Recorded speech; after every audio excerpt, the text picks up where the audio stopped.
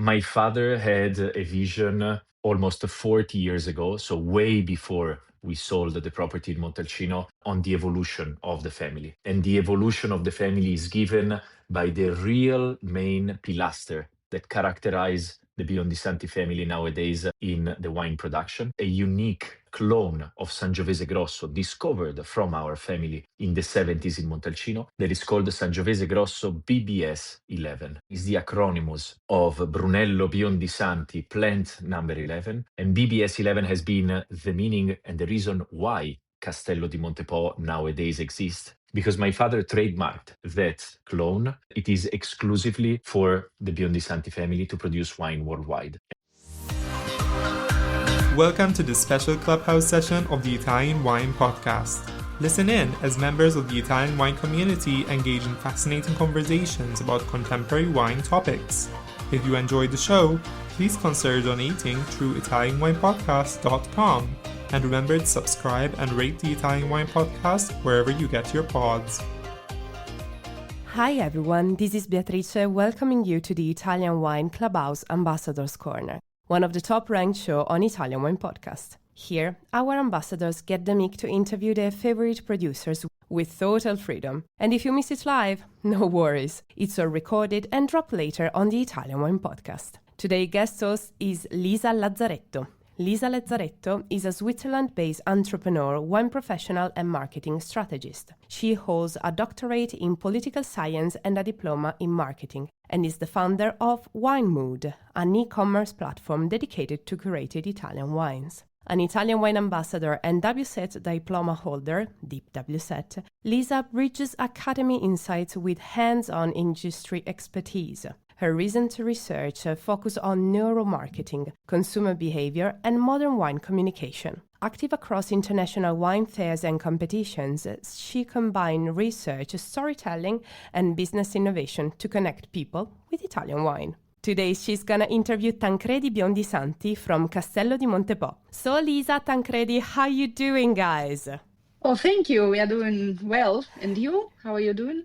Ciao, Beatrice. Yes, doing very well. I'm doing fine, a little bit with a cold, but I think that it's the situation, isn't it, Lisa? Yes.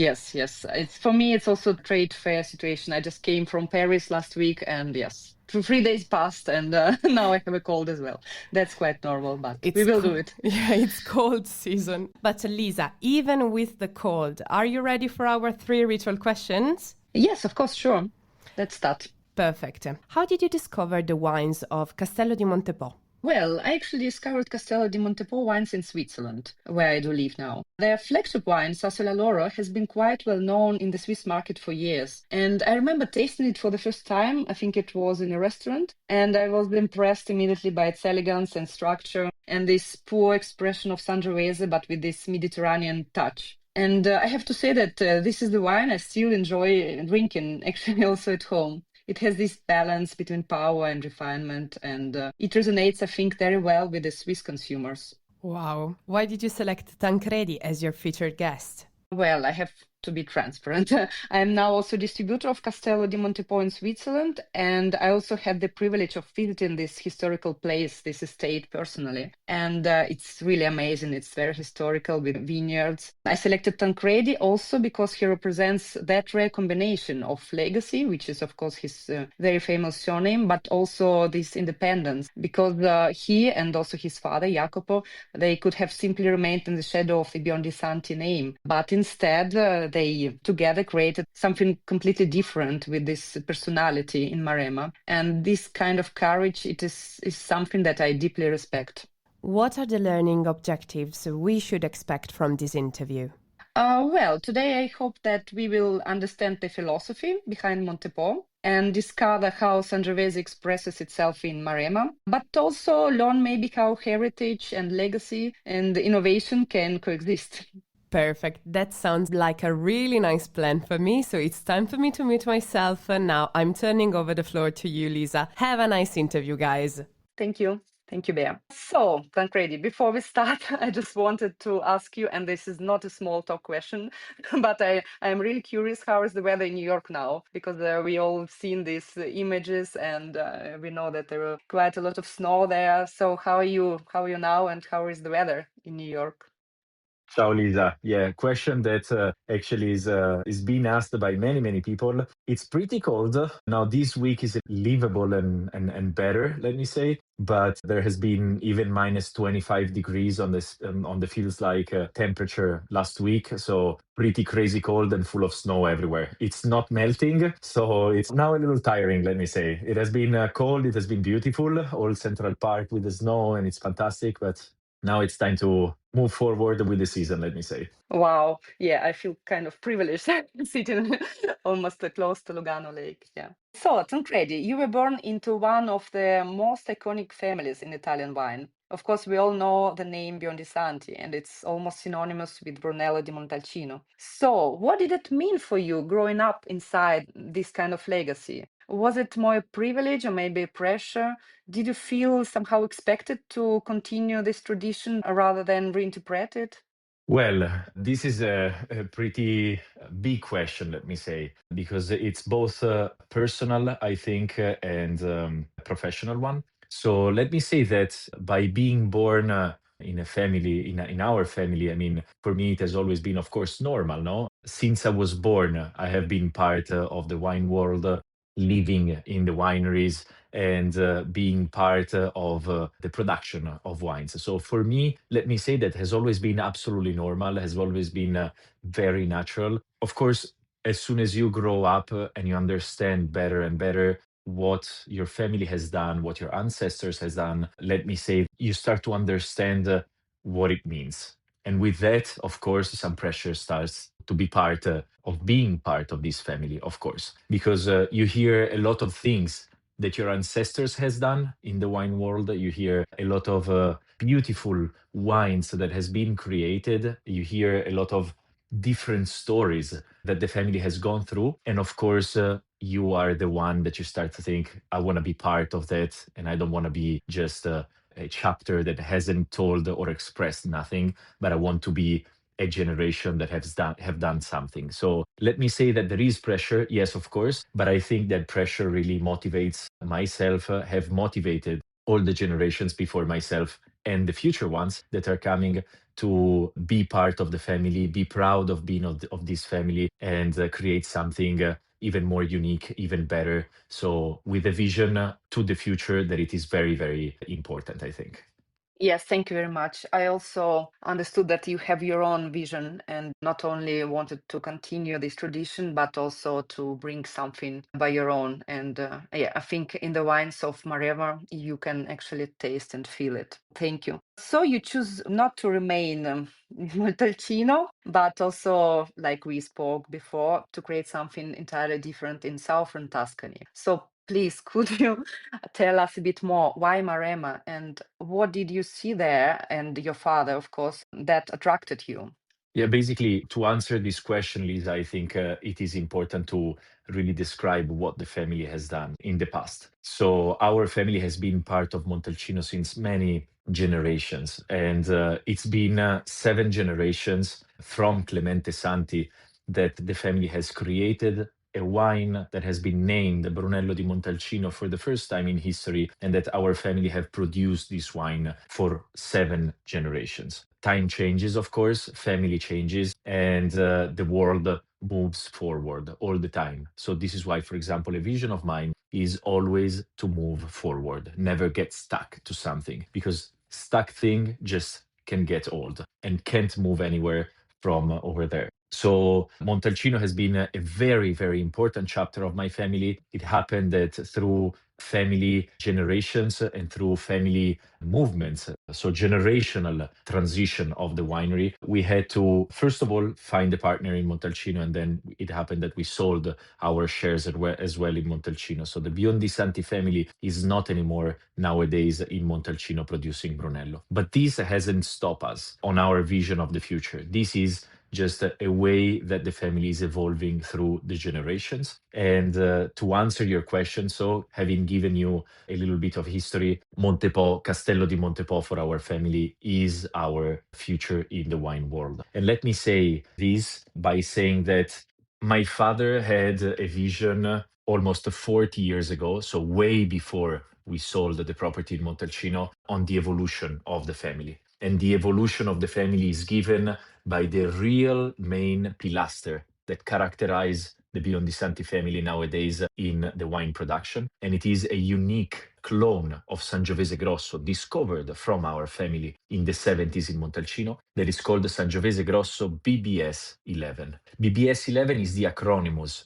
of Brunello Biondi Santi plant number 11, and BBS 11 has been the meaning and the reason why Castello di Montepò nowadays exists and why we are seeing a bright next future in front of ourselves. Because my father trademarked that clone, and it is exclusively for the Biondi Santi family to produce wine worldwide. And this is why our family and my father decided not to stop the BBS 11 or to select the BBS 11 just for the production of the Brunello di Montalcino that we were doing at the time, but he started to think, what if I'm producing and planting the BBS 11 in a different area of Tuscany, and I'll start all other different vinifications rather than the one of the Brunello with the same clone of the Brunello? What is going to happen? And so Castello di Montepò is the answer, is the future of the Biondi Santi family, because it is the knowledge and the future of our main family pilaster, which is this clone of Sangiovese Grosso BBS 11. And why Montepò? Montepò is in Maremma, but it's in a very atypical and different Maremma than what you can think about. When you think about Maremma, you think about the seaside, you think about lower elevation, you think about Bolgheri, for example. Montepò is not like that. It is in a very different type of Maremma.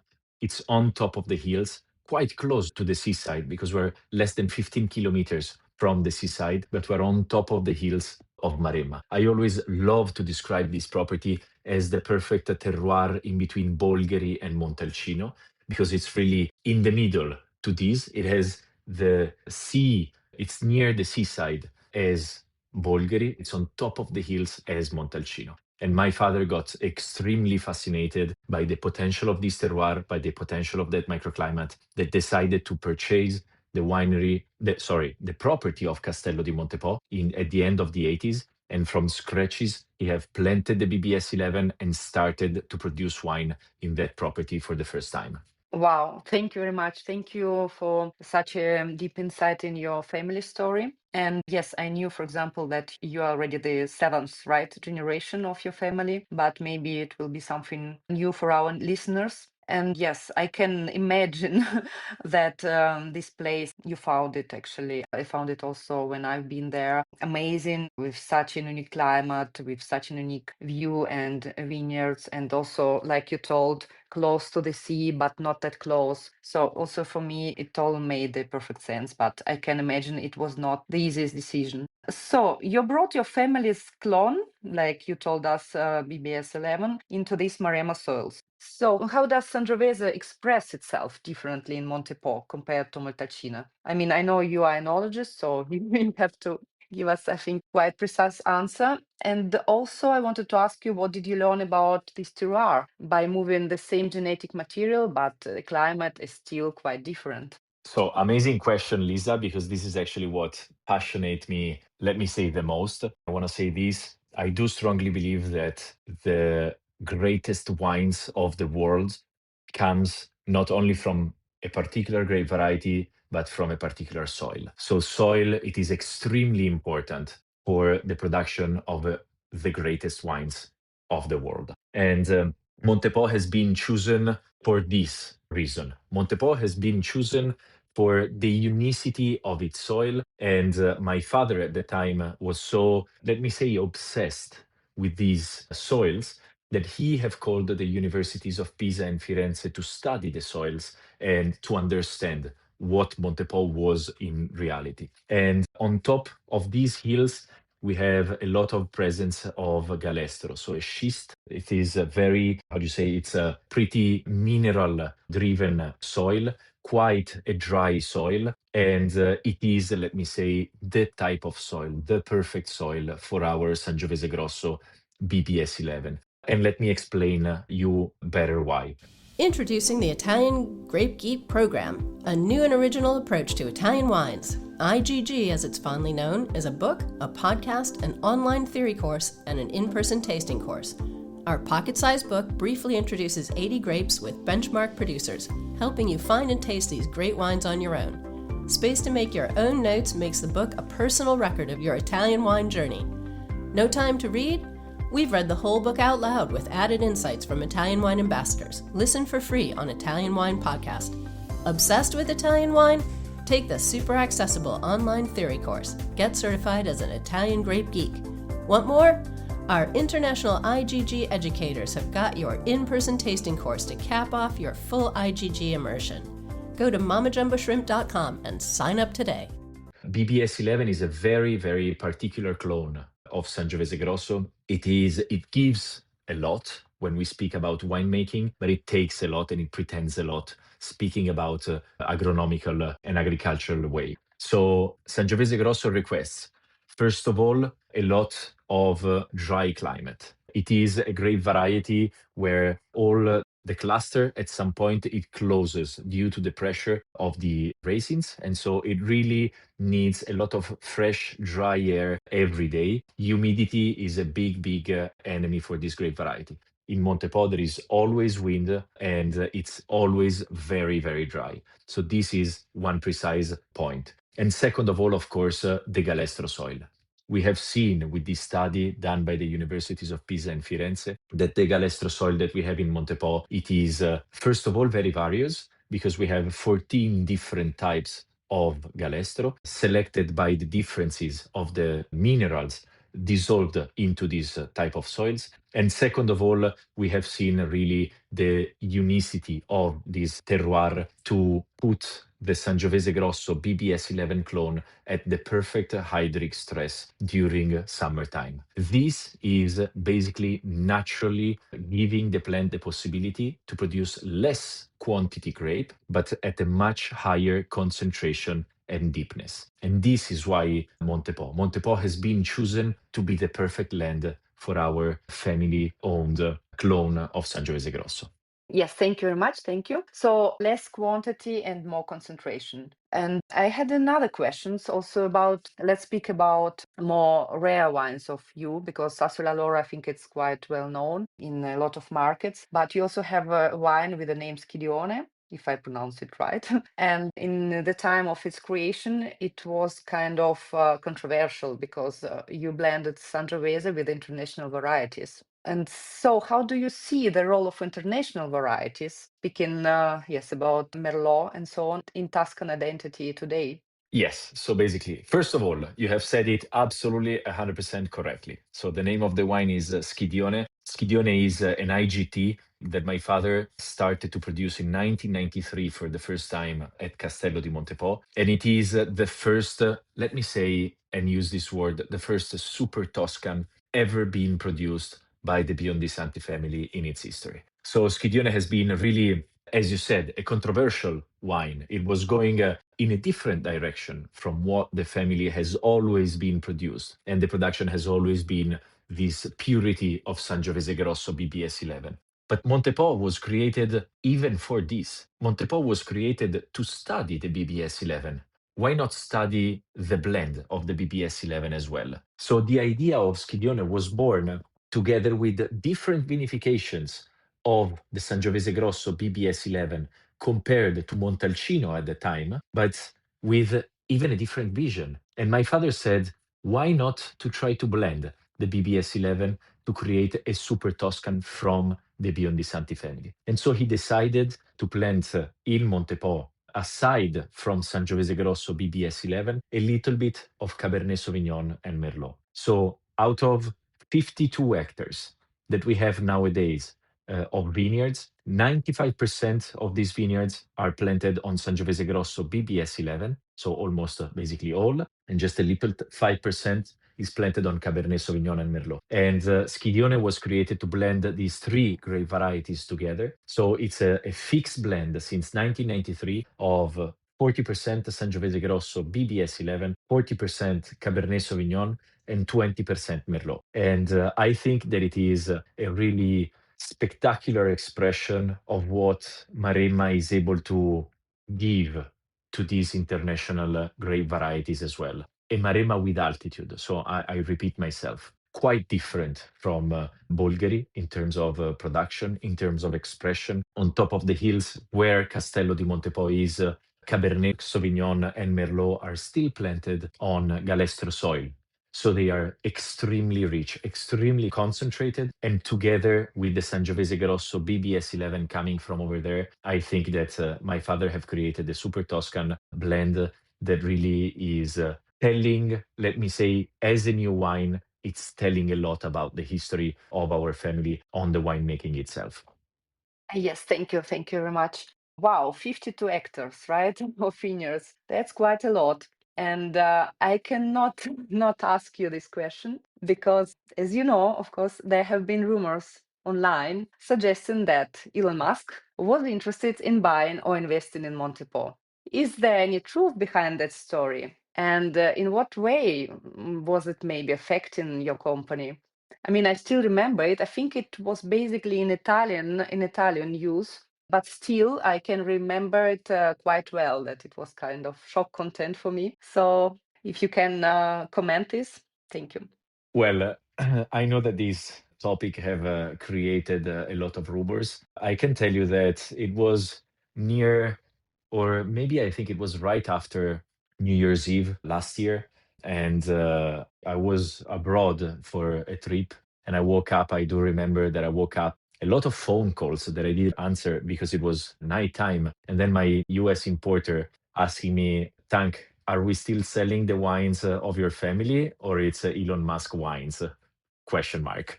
And so from that moment, I started to understand about what was going on. I didn't know nothing about it yet, and it has just been a rumor from what I know.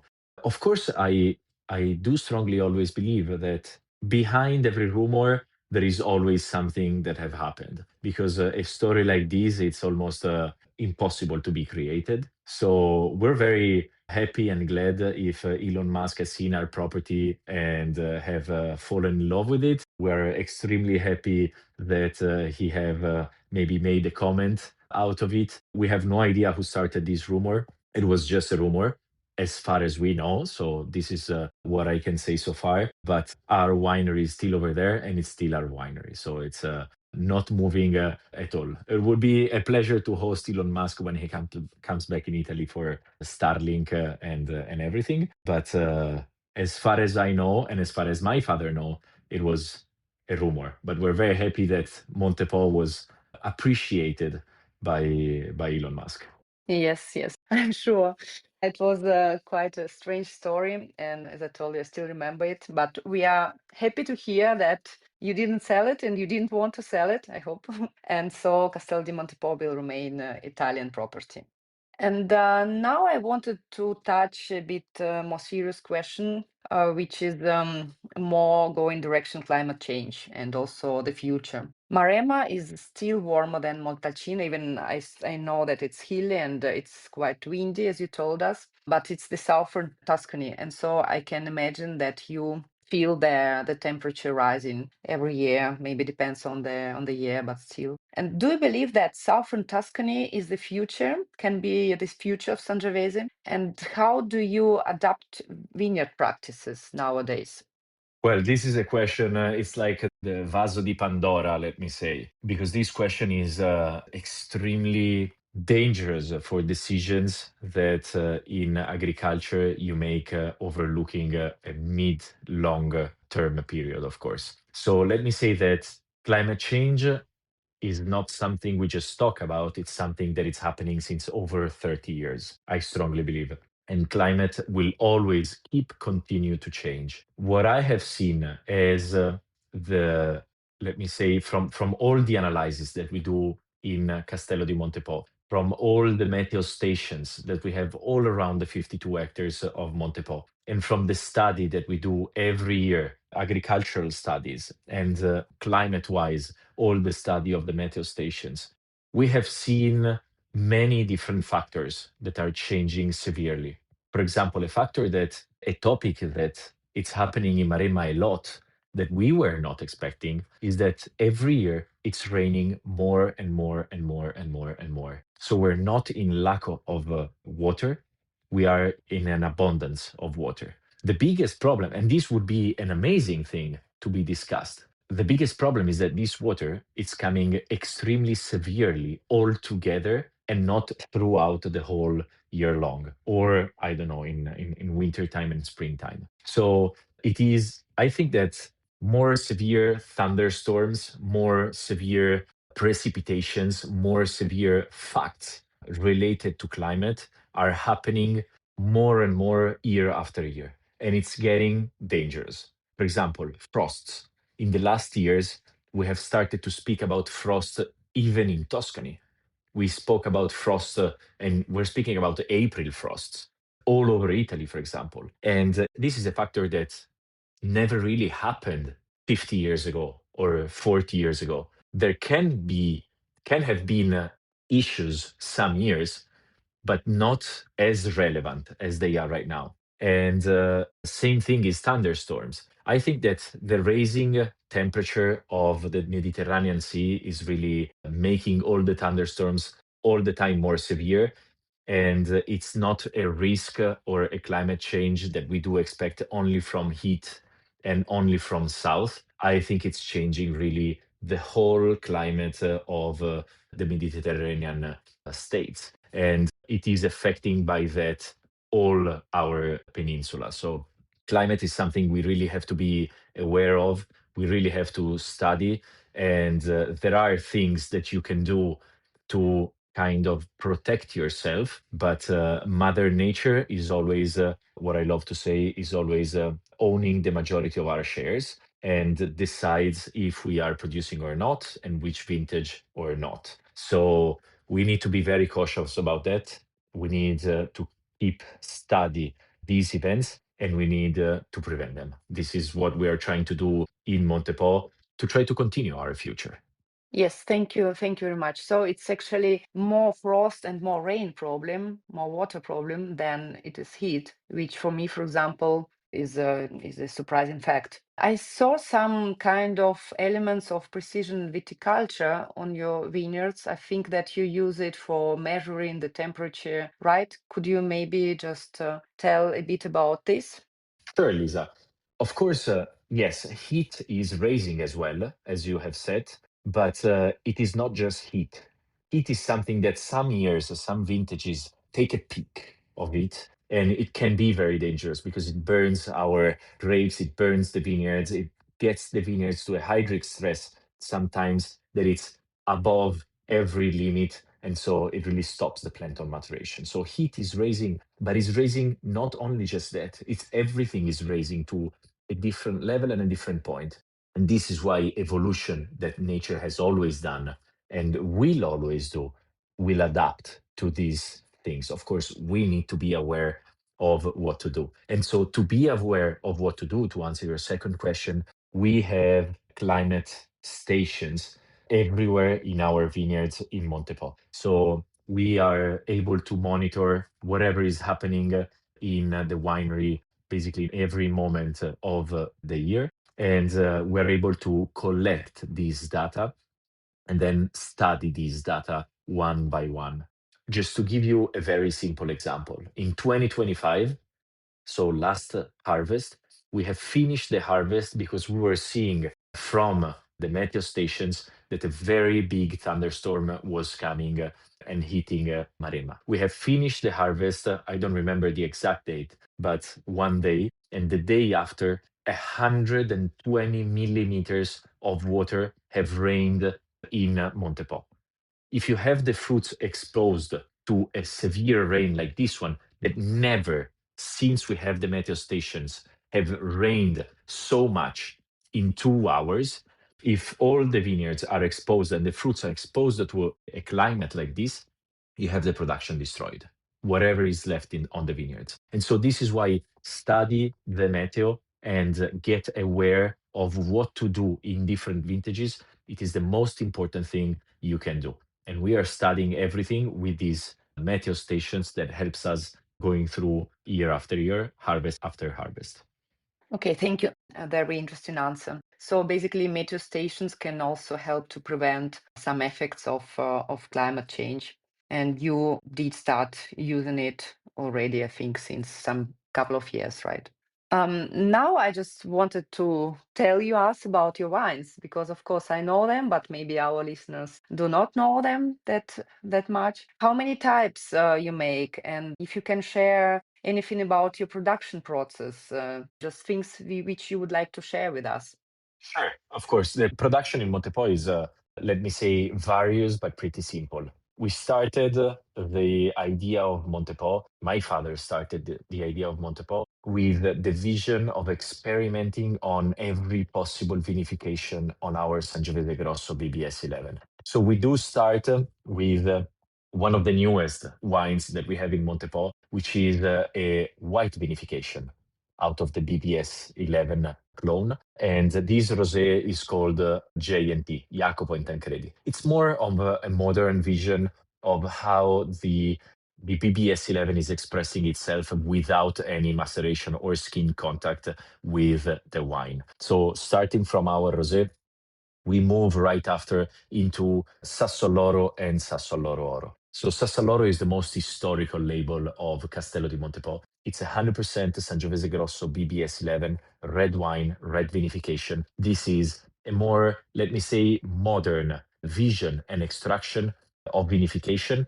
of this wine to let the wine be a little bit more drinkable and achievable in the first years of bottle in the market. So Sassaloro was really the idea of creating something more approachable in the first years of bottle compared to what was our Brunello di Montalcino.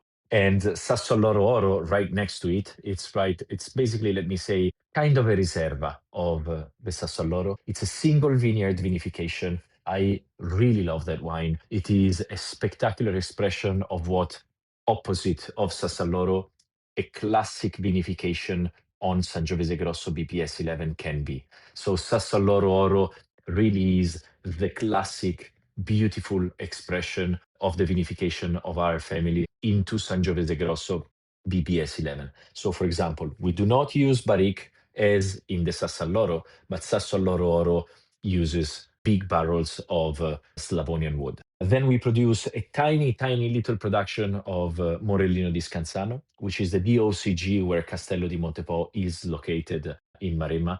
95% Sangiovese Grosso BBS 11 and 5% Cabernet Sauvignon. After the Morellino di Scansano, we step into the real unique world of the fine wine world of our family, let me say.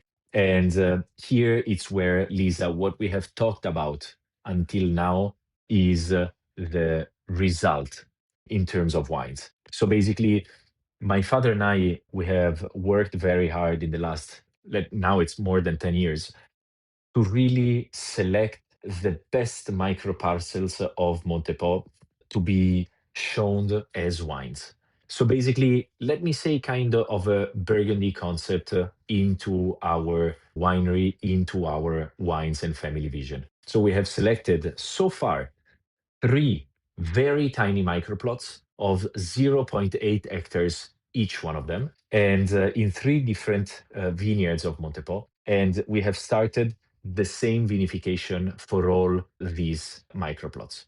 So there is no differences given by the vinification, by the seller, or by the family, but the only differences of these 3 wines are where they are coming from. So the terroir. And these, as I said at the beginning of this podcast, terroir-driven wines are the most unique wines in the world because it's not a matter of the wood you use, it's not a matter of an enologist, or it's not a matter of a vinification, that you can replicate all these 3 things everywhere in the world.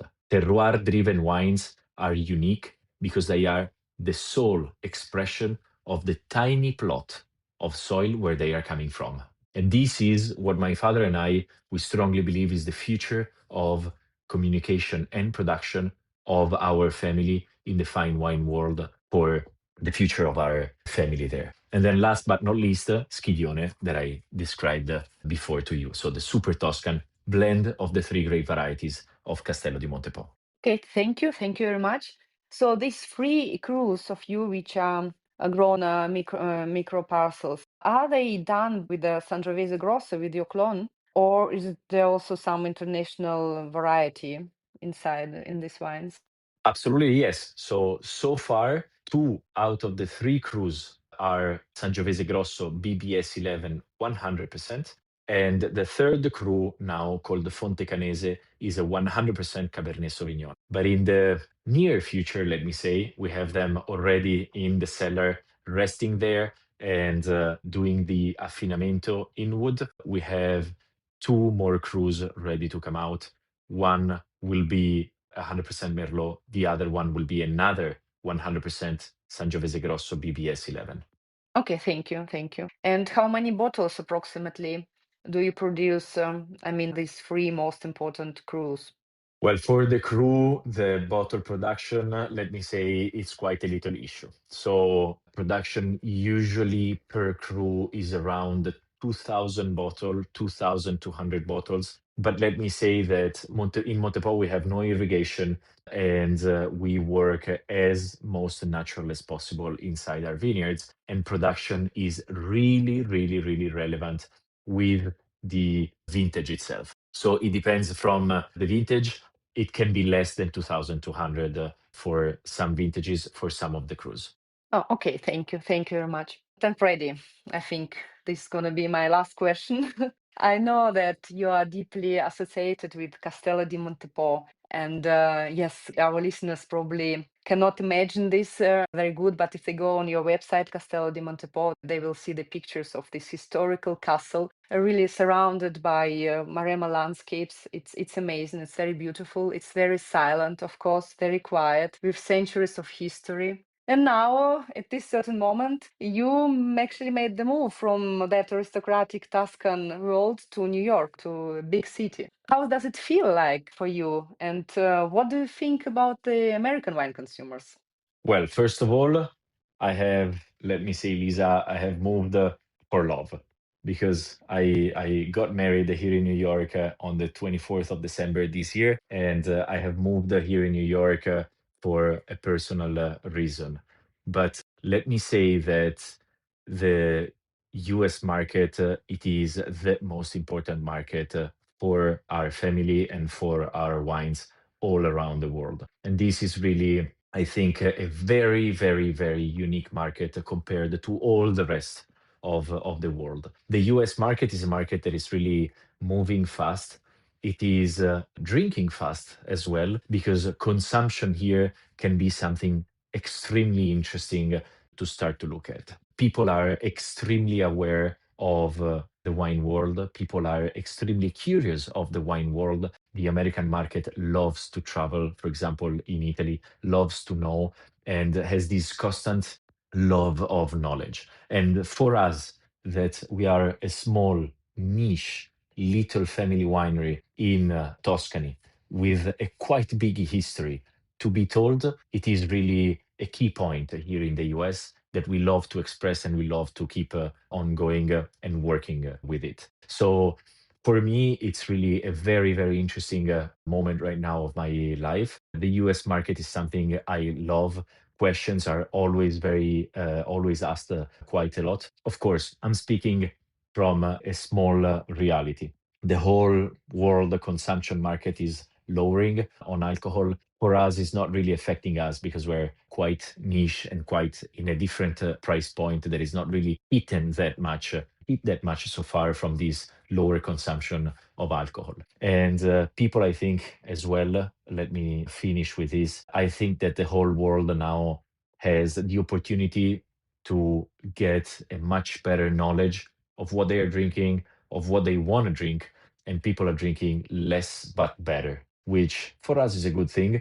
And we encourage this because it's better to have a great bottle of wine once in a while rather than to drink a lot of wine, which is maybe not that great. Yes, I agree. I agree with you completely. That's also my idea of the wine consumption. And I think, yes, the world is moving into this direction right now. Congratulations once again for your marriage. Of course, I knew that you moved there for love, but yes, it's very romantic, very, very nice. But we still hope to have you here for some wine fairs, maybe, or some important events, wine events. Tancredi, thank you so much for sharing your vision and your philosophy with us today. And it's always inspiring for me to speak with someone who carries such an important legacy, but also continues to challenge it and move it forward. And I think you have, of course, a very big responsibility, but you are doing your job really well. And on behalf of everyone, I wish you continued success with all your projects, also in New York. Thank you.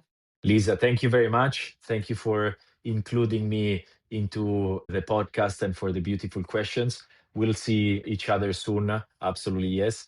And thank you to Bea as well, and to the Italian Wine Podcast for the invitations as well. Thank you very much. Thank you so much, Lisa Tancredi. That was such a nice interview, really. Thank you so much, guys, for spending time with us. For those who are interested to participate, just send us a DM through our Instagram or mail our Italian Wine Podcast producer at info@italianwinepodcast.com. So thank you so much again, everyone, for listening in. Thank you so much, Tancredi. Thank you so much, Lisa. And that's a wrap. Thank you so much, guys, and ciao, ciao. Ciao, grazie. Ciao, ciao, grazie. Listen to the Italian Wine Podcast wherever you get your podcasts. We're on SoundCloud, Apple Podcasts, Spotify, Himalaya FM, and more. Don't forget to subscribe and rate the show. If you enjoy listening, please consider donating through ItalianWinePodcast.com. Any amount helps cover equipment, production, and publication costs. Until next time, cin cin.